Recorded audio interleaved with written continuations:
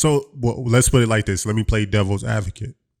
People look at Jordan as one of the greatest or legend because of the numbers he put up, the number of rings he accomplished, the number of MVPs he's garnered, the number of MVPs he garnered in an NBA championship.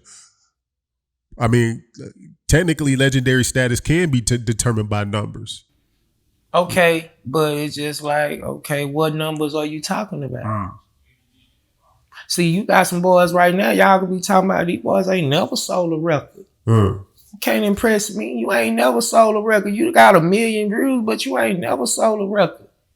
So what numbers are we talking about? So it's like it's really jacked up because it only benefit those who done been there from the beginning and able to go through all the games, you know what I'm saying, all the levels. And a youngster can't go through what nobody from this generation can do nothing that I've did. It's not that time no more. That's true.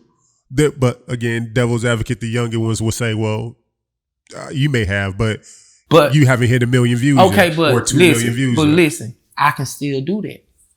See, I still got the opportunity to do everything that they doing. They can't do shit that I done did.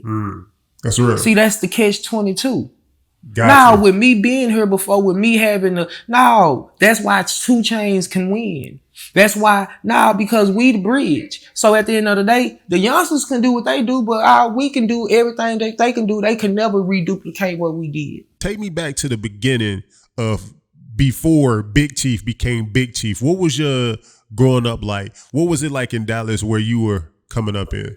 See, I'm a West Dallas kid, so it was pretty much just like Detroit. I done rolled through Chicago, so I had to go through all that. Midwest. So I know it was low in poverty, but I was from the lowest poverty. I was from the hub of where black people originated when they came to Dallas-Fort Worth, which was West Dallas. So if you know about West Dallas, you do your history. We West Dallas, Bonnie and Clyde, West Dallas. Okay. The legendary DOC, NWA, West Dallas. Legendary Don Chief, Big Chief, West Dallas. So we the smallest, but everything that's rawest come from where my turf, my terrain, and I was a Mufasa of my terrain, you know what I'm saying? Gotcha. So it's like I come from West Dallas and pretty much did like Section 8 project, pretty much every ghetto, having to, live off of what we eat off what we kill, and seeing it, and goddamn you having to learn how to adapt and live with it. So seeing all the drugs, the killings, the gang banging. So I was born in the 80s. So, I grew up in the introducing of the crack in the gang banging and all that. So we battle tested. My testimony a whole lot different. This interview won't even do us no justice, Jack. So I'm gonna just take you down through there as cool and smoothly as I can because For sure.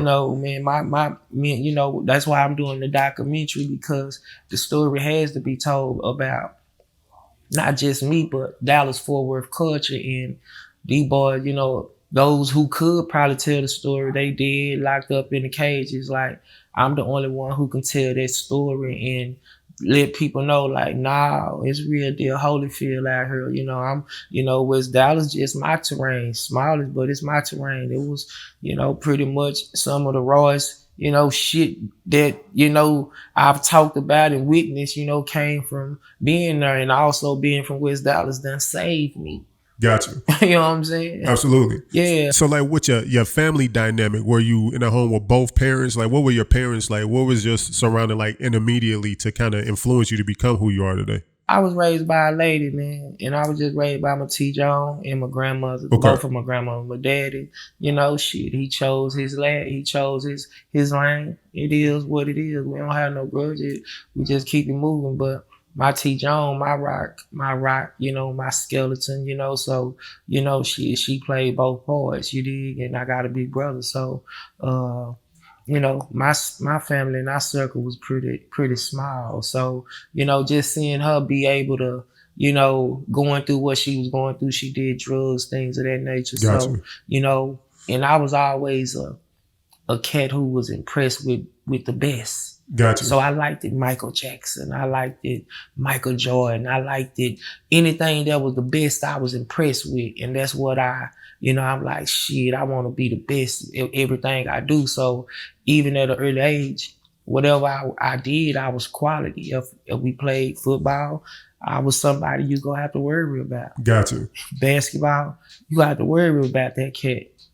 Boxing, swim, like I always was good at everything. So you had that Jordan, that Black Mamba mentality. Yeah, I had, and it was just from a young age. And as I done got old, I was like, man, shit, I've been elite. You know what I'm saying? Like, Got you. Like, I've been having a gift, and I recognized my gift at an early age. I recognized that, people follow me. You know what I'm saying? But my actions always backed it up. You know what I'm saying? To make them want to follow me. You know what I'm saying? And I just learned to really be a finesser over aggressor. So my game was I'm always go say cool money, be fool money. So, even though I was in the jungle, I learned how to, just adapt and play. I just, with everybody doing what they did, I went opposite. So when they gang banged, I didn't gang bang. I just want to be like a thumb on your finger, on your hand. I always want to stick out. So the music part was always in me. I was always musically inclined pretty much from any style, gospel, rap, R&B. Got you. Can't miss me.